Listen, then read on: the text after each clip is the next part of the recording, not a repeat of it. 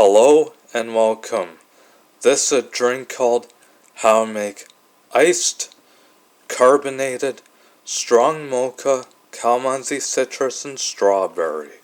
First thing you gotta do is you put the ice cubes into this mug from this mini metal bowl. And then you add in the hot chocolate mix. Put 2 teaspoons into this mug.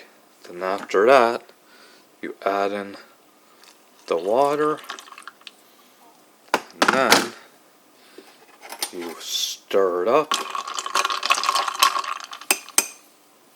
And after that, you add in the coffee, which is strong, into this mug from this percolator.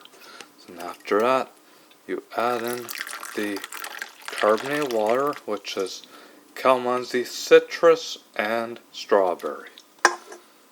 And then after that, you add in a little more water. And then, there you go, folks.